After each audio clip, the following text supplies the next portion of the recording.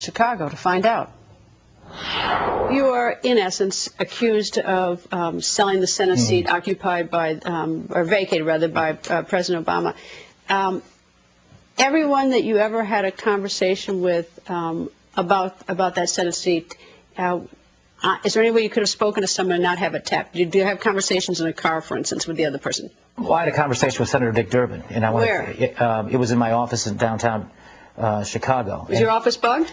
They say it wasn't, so I assume it wasn't. So I can tell you that Senator Durbin and I think it was late November, spoke about the Senate seat. He offered to be a go-between in what I threw out as an idea, which is what I ultimately decided that was my first choice, that I was going to try to appoint the daughter of my political nemesis in Illinois, the Democratic House Speaker, who was blocking a public works bill that would create 500,000 jobs. He was blocking healthcare expansion for up to 300,000 families, working people in Illinois. And I wanted a guarantee in writing to not raise taxes on people here in Illinois. But they say they didn't. They say they didn't bug your office. The office downtown Chicago. That conversation with Senator Durbin, my recollection was there. But I spoke to Senator Harry Reid. I spoke to Senator Harry on the phone, on the telephone from my campaign office. Okay. I spoke to Harry Reid about the Senate seat and enlisting his help. Senator Menendez, who was the head of the Senate campaign committee for the Democrats, who expressed an interest in helping on the phone, me on the telephone, working out what was going to be what I called the best political deal in American history, second to the Louisiana Purchase, because I was going to hold my nose and appoint someone who I thought was working against the interest of the people in many ways, but notwithstanding that, her father was blocking, creating legislative gridlock. I could get health care for people, jobs for people. Who else did you talk to? I spoke to Rahm Emanuel. I spoke to several people. But who's sort of the main players in this whole discussion of the Senate seat? Who did you talk to and where? I'm trying to figure out who's going to be on tape and who's not going to be on tape. Well, I know, and I can't tell you that. Well, you can tell me who do you remember talking to, and where did you talk to the person? Will give me some idea. Again, I spoke to Senator Reid. I spoke to Senator Menendez. I spoke to, then Congressman Rahm Emanuel days after the election, right here from this room, and several other people about potential scenarios on the Senate seat. All right. So a lot of the conversations about the Senate seat, maybe there were some that aren't on tape, but a lot of them are on tape, or should be because they're done by telephone. Most of the conversations I was engaged in during that 6-week period have been tape recorded. All right, let me jump ahead. You mentioned President Obama. You have filed notice with the court that you would like to subpoena him, and you've enumerated a number of reasons. What is it that you think Senator Obama, or President Obama, then Senator Obama, could offer you at trial on June 3rd that would be helpful to your case? Well, I think President Obama, can help prove my innocence. And how? And let's say this from the beginning. And before anybody starts to say that, I'm interested in bringing everybody else down with me, that's completely not the case. I've done absolutely nothing wrong.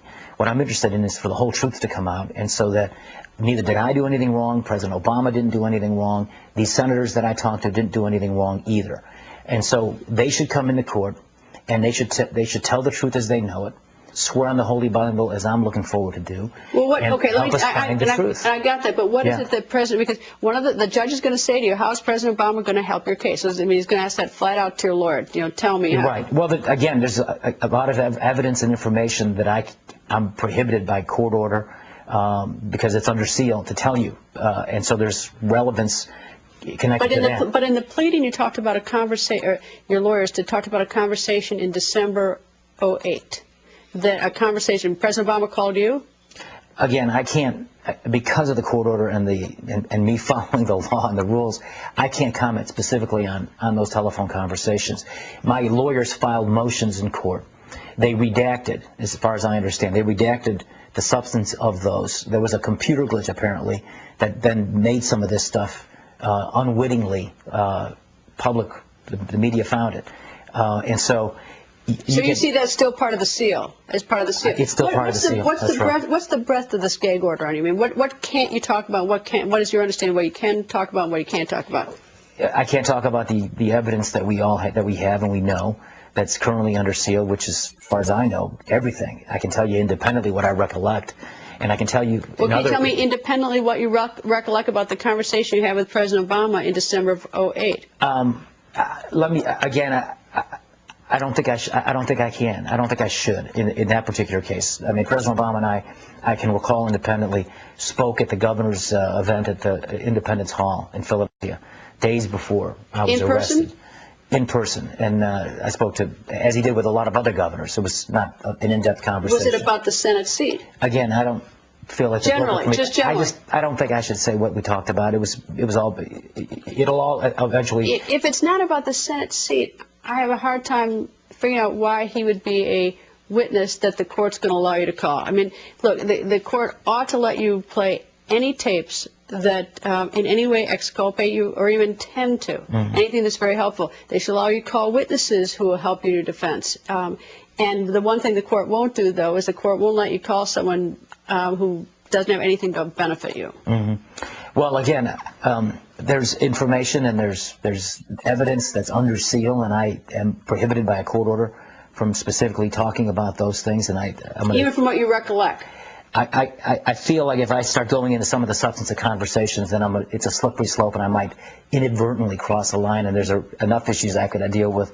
I don't need to cross one of those. Well, what is the line? So I don't ask you a question beyond the line. What does the gag order say you can and can't do? Well, again, it's the evidence that we have access to, that we've had the chance to review, that the tape conversations. That's out. That you can't talk about the content. The FBI interviews, the statements of potential witnesses. All those things are not something that it would be appropriate for me to comment on. Let me also say, in the case of President Obama and me, and again, let me be very clear. I know of absolutely no wrongdoing that the president was involved in, and I know I was involved in no wrongdoing. But there is a common political supporter of ours named Tony Resco, who is relevant to both me and President Obama. And again, he wrote a letter to a federal sentencing judge saying... But is he helpful to you? Is Resco helpful to you at your June 3rd trial? Again, I can't comment about the specifics of the case. Is he on your witness list, Resco?